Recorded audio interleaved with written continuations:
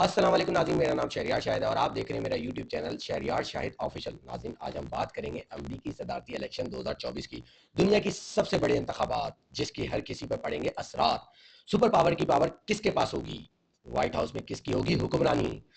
کون ہے ٹرمپ کے ساتھ اور کون ملا رہا ہے کملا ہیرس سے ہاتھ؟ ان سب چیزوں کے علاوہ ایک اور موضوع ہے، وہ یہ ہے کہ پاکستان پر اس الیکشن کے نتائج سے کیا تبدیلی آئے گی؟ انہی تمام تر موضوعات پر بات کرنے کے لیے آج ہم نے اپنے پروگرام میں دعوت دی ہے عبداللہ حمید گل، چیئرمین تحریک جوانان پاکستان۔ سر، بہت بہت شکریہ آپ کے قیمتی وقت کا۔ سب سے پہلا سوال میرا یہ ہے کہ سپر پاور کی پاور کس کے پاس ہوگی اور وائٹ ہاؤس میں کس کی ہوگی، ٹرمپ یا کملا ہیرس؟ بسم اللہ الرحمن الرحیم۔ بہت شکریہ شہریار صاحب، اور بڑا آپ کے ساتھ پرانا لگاؤ ہے، میں ممنون ہوں آپ نے مجھے دعوت دی۔ دیکھیے، جہاں تک تعلق ہے، سب سے پہلے آپ کا سوال بڑا انٹرسٹنگ ہے، میں اس کو مزید تھوڑا سا اس میں انٹرسٹ پیدا کر دوں کہ سپر پاور کی جو ہے وہ طاقت کس کے پاس ہوگی۔ پہلی بات یہ ہے کہ کیا وہ سپر پاور ہے؟ کیا اب وہ دنیا کی واحد سپر پاور رہ گئی؟ تو یہ ہے سوال، اور میرا خیال ہے کہ اب تو کھل کے لوگ بات کر رہے ہیں، اور شاید میں ان لوگوں میں سے تھا جو اوائل سے یہ کہہ رہے تھے کہ امریکہ اب واحد سپر پاور کا سٹیٹس کھو بیٹھی جب سے افغانستان میں اس کو ایک ذلت آمیز شکست ہوئی۔ اس کے بعد وہ سپر پاور دنیا کی واحد نہیں رہی، بلکہ اب اس میں روس اور چین جو ہیں وہ بھی دعوے دار بن کر ابھرے ہیں۔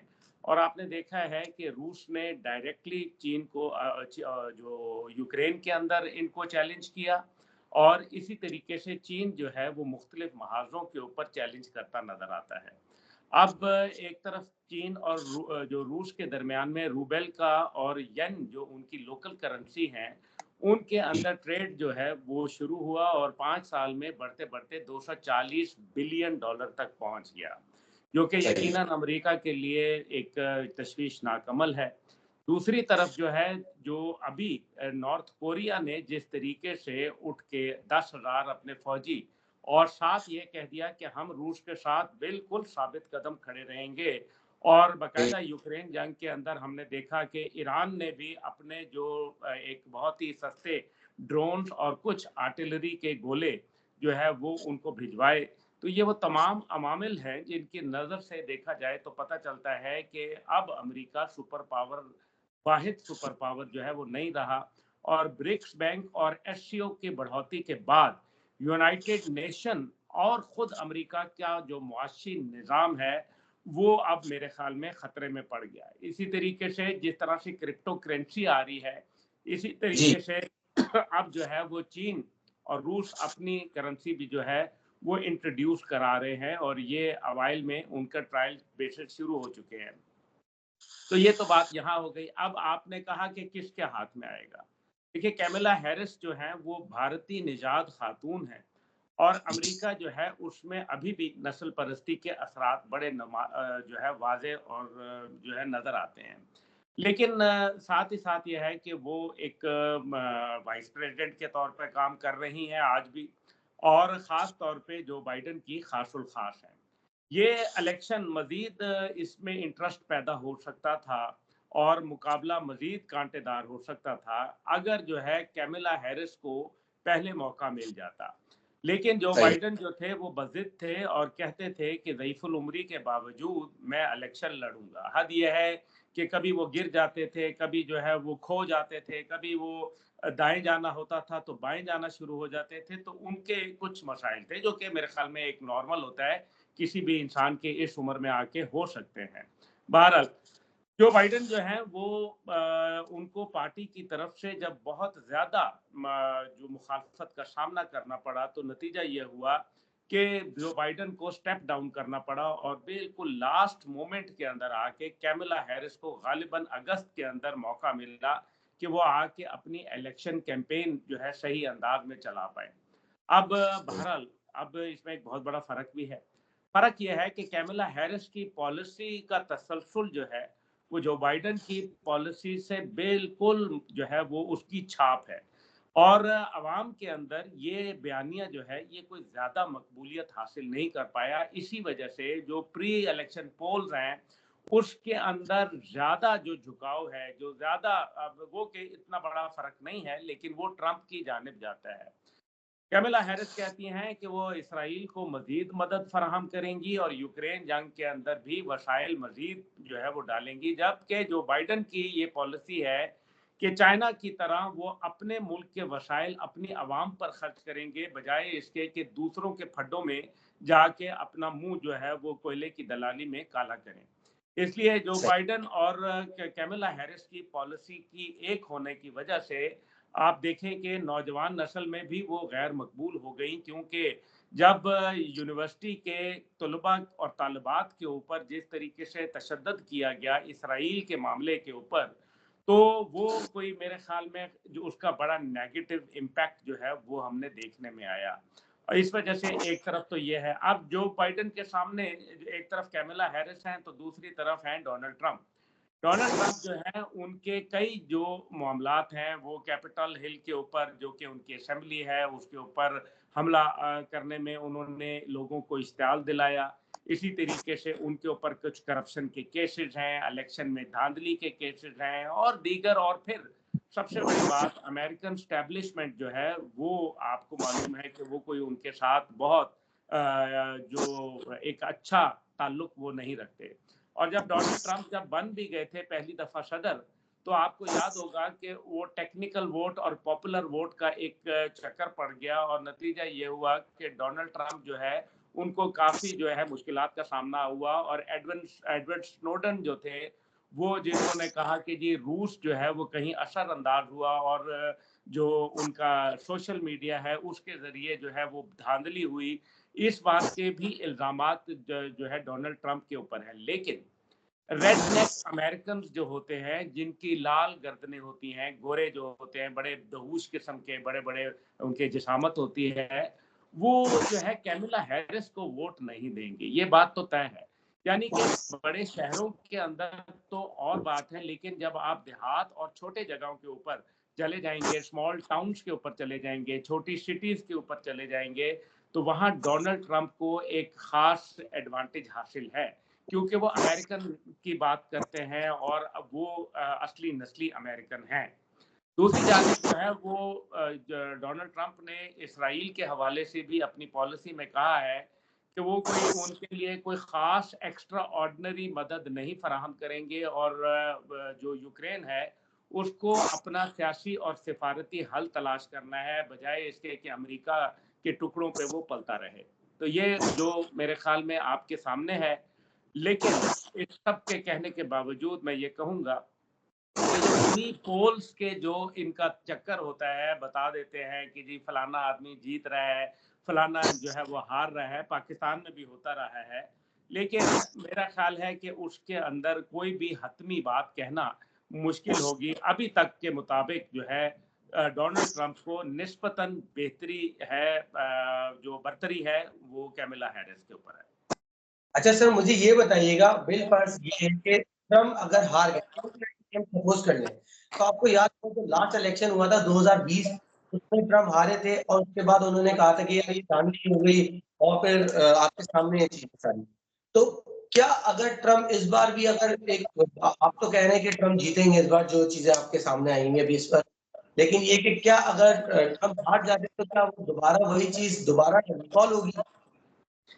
دیکھیں میں یہ نہیں کہا کہ ٹرمپ جیتیں گے، میں وہ بتا رہا ہوں جو اس ٹائم پہ ٹیکنیکل بات چل رہی ہے، امریکن میڈیا بتا رہا ہے کہ زیادہ جو ایج ہے جو ایک ان کو ڈونلڈ ٹرمپ کو حاصل ہے کیملا ہیرس پہ، یہ تو بات ختم ہو گئی۔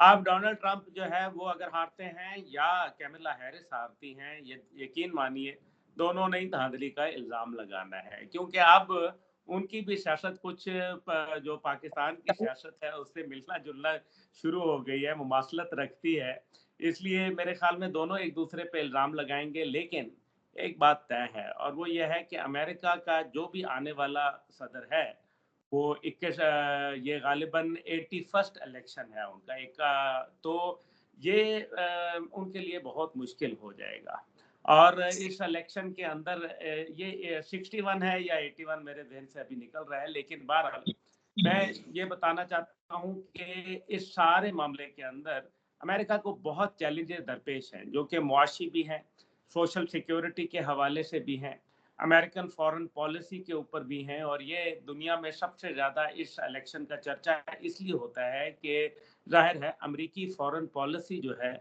उसका बराह रास्त ममालिक के ऊपर असर पड़ता है। लेकिन अब अमेरिका को अपनी सुपर पावर का स्टेटस बरकरार रखना एक बहुत बड़ा चैलेंज बन के उभरा है। ये एक बड़ी कुदरत की बात है कि दुनिया की अच्छा, तारीख में सबसे बड़ी सुपर पावर और सबसे कम अरसा जिंदा रही है वो। तो ये एक मेरे ख्याल में इनके लिए आंख इनकी खुलनी चाहिए। एक चीज और ये बताइएगा कि इस बात में कितनी सदाकत है कि जो अमेरिका की पॉलिसी है एक ही रहती है और बस सिर्फ सदर तब्दील हो जाता है, और मतलब चाहे वो ट्रम्प हो चाहे वो कमला हैरिस हो, लेकिन जो उसकी पॉलिसी है वो खारजा पॉलिसी है वो वही रहती है, ऐसा है? सिर्फ नहीं, शक्ल मेरे में। ख्याल है ऐसा नहीं है, क्योंकि हमने डोनाल्ड ट्रंप की पॉलिसी में पॉलिसी ऑफ रिट्रीट देखा, हमने उनको वापस जाते देखा। अफगानिस्तान से वापसी का सफर जो था वो तो जी। तय कर दिया था, डोनाल्ड ट्रंप ने तय कर दिया था। इराक में आपने देखा कि वापसी हुई, मशरक़ वस्ता के अंदर उन्होंने जो अपनी सीरिया के हवाले से पॉलिसी है उसमें रिट्रीट का अमल किया। और इसी तरीके से नॉर्थ कोरिया के साथ मुज़ाकरात करने के लिए वो चले गए और किम जोंग उन से जो है वो वहाँ मुलाकात भी हुई। और उसके बाद उन्होंने बाकायदा जो NJ-984 वो क्या उसके है उनके बॉर्डर जो है वो उसको उन्होंने वहाँ क्रॉस किया, खुद क्रॉस कर गए उनका बॉर्डर। तो ये तमाम अवामिल जो हैं ये बताते हैं कि डोनाल्ड ट्रंप जो है वो मफाहमियत की पॉलिसी और रिट्रीट की पॉलिसी और चाइना से बेहतर ताल्लुकात के ख्वाह नज़र आते हैं। और ईरान के हवाले से भी उनकी एक पॉलिसी है, कुछ ज़ाहिर है कुछ चीज़ें सख्त हैं और कुछ है नरम। लेकिन जो कैमला हैरिस की पॉलिसीज़ हैं उसके अंदर तो यही फॉरेन पॉलिसी का तसलसल नज़र आ रहा है जो कि अमेरिकन स्टैब्लिशमेंट की पॉलिसी है। तो डोनाल्ड ट्रंप जो है इसी वजह से शायद वहाँ जो स्टैब्लिशमेंट है वो उनको ज़्यादा पसंद नहीं करती। और आपको ये याद होगा कि वो एक ही वक्त में सऊदी अरब भी चले गए थे और एक ही वक्त के अंदर वो इसराइल के अंदर भी चले गए थे, यानी कि मुसलमानों के दिल में जाके फिर वो यहूदियों के दिल में जा घुसे थे। और सऊदी अरब के साथ उनके ताल्लुकात जो थे वो जैरिड कुशनीर जो कि उनके दामाद हैं उनके ज़रिए काफ़ी वो उन्होंने कुर्बत भी हासिल की। और एक बड़ी ख़तीर रकम गालिबन $380 बिलियन के जो मुआहदात थे जिसमें ज़्यादातर दिफाई मुआहदात थे वो सऊदी अरब के साथ उन्होंने किए थे। तो ये वो पॉलिसीज़ हैं जिसमें मेरे ख्याल में वाज़े फ़र्क देखा जा सकता है। अच्छा सर, अब बात कर लेते हैं थोड़ी-सी पाकिस्तान की। पाकिस्तान की इस इलेक्शन के ऊपर, पाकिस्तान पर इस इलेक्शन के क्या नताइज मुरत्तब होंगे?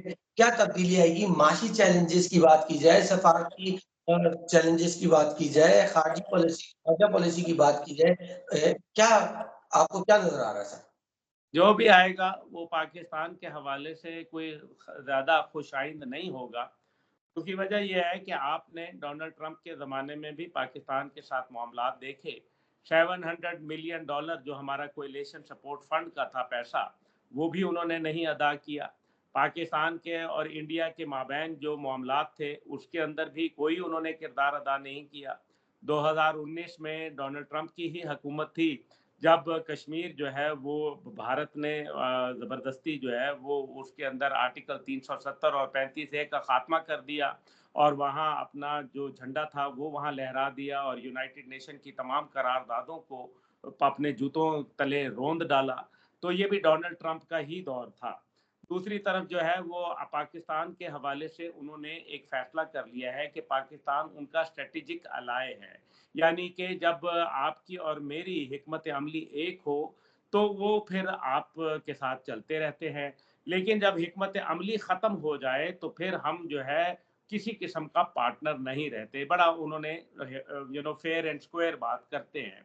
ये हम हैं जो अपने आप को अमेरिका का दोस्त ज़बरदस्ती मान ना मान तू मेरा मैं तेरा मेहमान वाली बात की पॉलिसी हम लेके चलते हैं।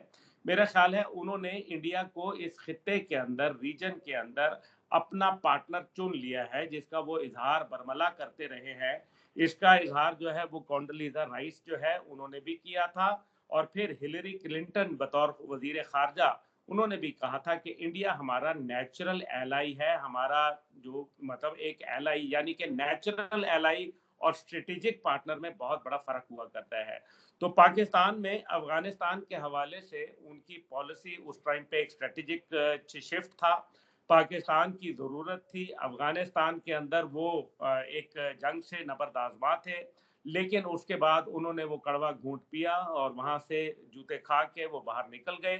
اب ان کو پاکستان کی ضرورت نہیں رہی، اور وہ پاکستان کے اوپر یہ بھی ان کی جو اسٹیبلشمنٹ ہے وہ الزام لگاتی ہے کہ پاکستان کی وجہ سے وہ یہ جنگ ہارے۔ جس طرح میرے والد مجاہد اسلام جنرل حمید گل رحمۃ اللہ نے کہا تھا کہ ایک وقت آئے گا کہ تاریخ لکھی جائے گی کہ پاکستان نے امریکہ کی مدد سے افغانستان میں سوویت یونین کو ہرا دیا اور ٹکڑے کر دیا، اور پھر تاریخ لکھی جائے گی کہ پاکستان نے امریکہ کی مدد سے افغانستان میں امریکہ کو شکست دے دی۔ تو یہ وہ بات تھی جس کو انہوں نے باقاعدہ 16 اگست 2000 جو 22 تھا 21 تھا اس کے اندر جب ان کا انخلا ہوا تو ان کے اخبارات نے یہ بات کوٹ کی کہ جی پاکستان جو ہے اصل میں ہمارے ساتھ ہاتھ کر گیا ہے، اور میرے والد کا نام لکھ کے انہوں نے باقاعدہ اس سے شروع کیا۔ اپنے نیو یارک ٹائم نے، واشنگٹن پوسٹ نے اور دیگر جرائد نے اس کا بڑا تذکرہ کیا۔ بہرحال مقصد یہ ہے کہ پاکستان کے حوالے سے میں نہیں سمجھتا کہ کوئی خاص خاطر خواہ کوئی فائدہ ہوگا، لیکن میں یہ ضرور جانتا ہوں کہ انڈیا کے پلڑے میں مزید وزن رکھا جائے گا، اور ساتھ ہی ساتھ میں یہ بھی جانتا ہوں کہ پاکستان جو ہے ان تمام پالیسیوں کی وجہ سے اپنی پالیسی اب مزید مضبوط کر کے سامنے آئے گا، اور وہ شاید لک ایسٹ پالیسی ہو بجائے اس کے کہ لک ویسٹ پالیسی ہو، کیونکہ ہم نے بہت مغرب کی جانب دیکھ لیا، ہمیں 100 پیاز بھی ملے اور 100 جوتے بھی ملے۔ اب میرے خیال میں ہمیں اپنے مفاد اور اپنے ملک کے فائدے کے لیے پالیسی بنانا پڑے گی۔ اچھا سر، آپ نے ابھی دیکھتے ہیں آپ اور ایران جو کشیدگی چل رہی ہے اس حوالے سے امریکہ نے تو اپنی پکچر کلیئر کی ہے کہ وہ کس کے ساتھ کھڑا ہے، لیکن پاکستان کی خارجہ پالیسی کے حوالے سے کیا ہے سر ابھی تک؟ دیکھیے پاکستان کی جو خارجہ پالیسی ہے وہ میرے خیال میں بولنے میں تو اور ہوتی ہے، لیکن پاکستانی خارجہ پالیسی ظاہر ہے حالات اور جو واقعات ہیں ان کے بنیاد کے اوپر مرتب کی جاتی ہے۔ ہم امریکہ کو اپنا دوست گردانتے ہیں، اور ان کا بہت ہم میرے خیال میں ان کا فارن پالیسی کا جو میجر ایجنڈا ہے وہ میرے خیال میں بہتر یو ایس ریلیشن سے جو ہے وہ ٹائڈ اپ ہے، کیونکہ پاکستان یہ سمجھتا ہے کہ جو یو ایس ریلیشنز ہیں اس کی وجہ سے پوری دنیا میں ان کے خارجی تعلقات جو ہیں وہ بہتر ہو سکتے ہیں، اور خارجہ امور کے اندر جو ہے وہ شاید ہمیں کہیں ایڈوانٹیج مل سکے۔ لیکن اب آہستہ آہستہ ہمارا دفتر خارجہ اس بات کو ریئلائز کر رہا ہے کہ فرینڈز ناٹ ماسٹرز، دوست جو ہیں وہ ہمارے مالک نہیں ہو سکتے، اور یہ بات میرے خیال میں جتنی جلدی ہم سمجھ لیں اور اس پر عمل کر لیں میرا خیال ہے اتنا ہی بہتر ہوگا۔ لیکن بہرحال کچھ ہماری مجبوریاں ہیں، یونائٹڈ نیشن کے اندر، I M F world bank کے حوالے سے جب قرضہ لینا ہو، اور اسی طریقے سے بھارت کے حوالے سے کئی چیزوں کے اندر امریکہ ہماری مدد بھی کرتا رہا ہے، یہ بات نہیں ہے، لیکن اس کی قیمت جو ہے وہ بہت بھاری ادا کرنی پڑتی ہے۔ ہوئے تم یار جس کے دشمن اس کا آسمان کیوں۔ ماشاء اللہ سر، ایک بات اور کہ یہ جو صدارتی انتخابات ہو جائیں گے، 5 نومبر بھی آ جائے گی، اس کے بعد لبنان اور یوکرین اس کی صورتحال آپ کیا دیکھیں اس الیکشن کے بعد؟ دیکھیں الیکشن تو ہو جائیں گے، لیکن اسرائیل جو ہے وہ ایک بل ان چائنا شاپ بن چکا ہے، وہ ایک بے ناتھا بیل بن گیا ہے جو ٹکرے مارتا پھر رہا ہے۔ وہ اس خطے کے اندر جنگ کو وسیع کرنا چاہتا ہے، اس کا دائرہ کار۔ اس کی وجہ یہ ہے کہ وہ یہ بھانپ گیا ہے کہ امریکہ جو ہے اس میں چاہے کوئی بھی حکومت آئے، لیکن لگتا یہ ہے کہ اب اسرائیل ان کے لیے ایک بوجھ بن گیا ہے، دفاعی طور پر، سفارتی طور پر، معاشی طور پر اور سیاسی طور کے اوپر اور سفارتی طور پر۔ اس لیے وہ اسرائیل کا یہ بوجھ اپنے کندھوں کے اوپر زیادہ دیر اٹھانے کے شاید متحمل نہ ہو پائے، اس لیے اس سے پہلے اسرائیل اس جنگ کو وسیع کر کے اپنے جو دشمن ہیں اس خطے کے اندر، جس کے اندر پاکستان بھی شامل ہے، وہ چاہتا ہے کہ جنگ کا دائرہ کار اتنا وسیع کر لوں کہ مشرق وسطیٰ میں آگ لگ جائے اور امریکہ جو ہے ایک دفعہ پھر اس کے اوپر مہربان ہو جائے. اور وہ مہربان تو ابھی بھی ہے، یہ نہیں ہے کہ نہیں ہے، لیکن اس کو مستقبل کا نظر آ رہا ہے. آپ کو یاد ہوگا کہ ابھی جو بائیڈن اور نیتن یاہو کے مابین 50 منٹ ٹیلی فونک گفتگو ہوئی، جس میں انہوں نے تنبیہ کی اور یہ مشورہ دیا کہ آپ جو ہے وہ ایران پر حملہ نہیں کریں گے، لیکن اس کے باوجود اسرائیل نے ایک نہ مانی. اس لیے میرا خیال ہے کہ عوامی طور پر بھی امریکہ کے اندر ایک بڑا اسرائیل کے مخالف رد عمل دیکھا جا رہا ہے، اور اسی طریقے سے وہاں جو ہیومن رائٹس آرگنائزیشنز ہیں وہ اسرائیل کو آڑے ہاتھوں لے رہی ہیں. اور جو میرا خیال ہے کہ آئندہ آنے والی حکومت ہوگی اس کے اندر وہ چاہے کسی کی بھی ہو، اسرائیل کے لیے گنجائش جو ہے شاید وہ نہ بن سکے. اسی وجہ سے جو اسرائیل ہے وہ یہ کام کر رہا ہے. دوسری طرف یوکرین کی بات کر لیں. یوکرین جو ہے وہ آپ کو یاد ہوگا صدر زیلنسکی جو ہے انہوں نے پہلی دفعہ میں یہی کہا کہ ہم نے نیوکلیئر ویپن طلز کر کے بڑی غلطی کر دی، کیونکہ ہمیں اگر یہ پتہ ہوتا کہ جو آپ نے ہم سے وعدے کیے تھے وہ آپ نے وفا نہیں کرنے. باقاعدہ انہوں نے اپنی پہلی تقریر میں یہ گلہ کیا تھا کہ ہم سے جو وعدے کیے تھے وہ وفا نہیں ہوئے. اس لیے امریکہ جو ہے وہ ایک حد تک جو ہے یہ کام کر سکتا ہے. دوسری طرف جو ہے وہ روس اور نارتھ کوریا اور اسی طریقے سے چین کی نیوکلیئر ڈاکٹرن کے اندر ایک بہت بڑا پالیسی شفٹ آ رہا ہے، اور میرے خیال ہے اس پالیسی شفٹ کو دیکھتے ہوئے امریکہ جو ہے وہ شاید یوکرین کے اندر اپنی وہ معاونت نہ جاری کر سکے جو اس نے وعدہ کیے تھے. اس لیے میرے خیال میں لیکن یہ ایک بہت بڑا ان کے لیے چیلنج ہوگا، کیونکہ جو ایسٹرن یورپین بلاک ہے اگر اس کو یہ نظر آ گیا کہ ہم اب امریکہ کے نہیں بلکہ روس کے رحم و کرم پر ہوں گے، تو پھر میرا خیال ہے کہ گیم از اوور فار امریکہ. اور یہ امریکہ کی فورن پالیسی، امریکہ کی اسٹریٹجک پالیسی اور امریکہ کی بطور اب ایک سپر پاور کے اندر گو کہ وہ 3 کے اندر وہ بھی شامل ہے، لیکن اگر وہ ایسا کرے گا تو پھر شاید وہ اپنا نام سپر پاور میں بھی نہ رکھ پائے. صحیح بات ہے سر. اچھا یہ بھی ایک چیز سامنے آئی ہے کہ اس بار جو ہے الیکشن میں کچھ ہنگامہ رکھنے کی کوشش کی ہے، اور یہ بھی سنا ہے کہ اس بار جو ہے فرسٹ ٹائم جو ہے اردو میں بیلٹ پیپر چھپے ہیں اس بار، اور مساجد میں بھی اس کا انتظام کیا گیا ہے.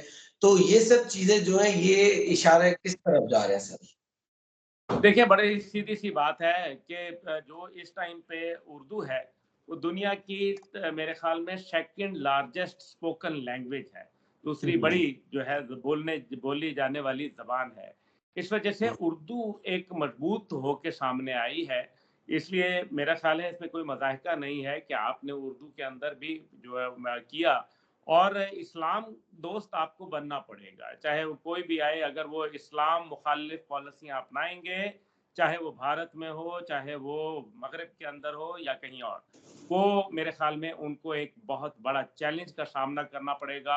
اور یہ دنیا میں آپ دیکھیں گے آئندہ آنے والے وقتوں میں کہ مزید بلاکس جو ہے وہ بنیں گے، جس کے اندر میرے خیال میں ایک نئی سرد اور نیم گرم جنگ کا آغاز تو ہو چکا ہے، اور یہ آغاز جو ہے یہ چین اور روس کے حوالے سے اور پاکستان کا اس میں ایک بڑا اہم کردار بن سکتا ہے.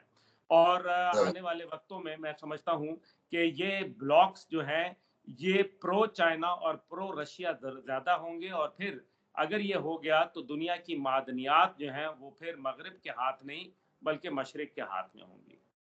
سر بس آخری ایک سوال آپ سے پوچھوں گا، وہ یہ کہ جو وائٹ ہاؤس کی چابی کہلاتی ہے، چابی ہوتی ہے، وہ 7 ریاستوں کے پاس ہے.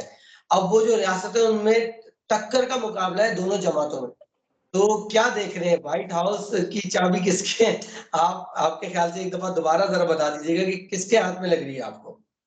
پاکستان آ جائیں یہاں لاکر سے، وہ جو اپنا جو چابی میکر ہوتے ہیں ان سے ایک ہم اپنی بنوا دیں گے ان کو. یہ تو لائٹر نوٹ کے اوپر ہے، لیکن بہرحال چابی میکس نو ڈفرینس. اصل بات یہ ہے کہ ہم بہت زیادہ پر امید ہو جاتے ہیں. باراک اوباما آئے تو ہم نے پتہ نہیں اس کو مسلمان بنا دیا، ہم اس سے جو ہے امیدیں باندھ بیٹھے.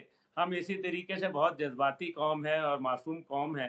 ہم جو ہے لوگوں سے امیدیں لگا بیٹھتے ہیں. کسی سے ہم سوچتے ہیں کہ پتہ نہیں کوئی آئے گا تو پاکستان کے قرضے اتر جائیں گے, کوئی آئے گا تو IMF سے جان چھوٹ جائے گی, کوئی آئے گا تو جو روٹی کپڑا اور مکان جو ہے وہ ہمارے حق میں آ جائے گا. ہم پتہ نہیں کب تک جو ہے انسانوں سے امید لگائیں گے. بہتر ہے کہ اللہ سے امید لگائیں. انشاءاللہ تعالیٰ وہی رازق و مالک ہے اور انشاءاللہ وہی ہمارے لیے بہتر کرے گا.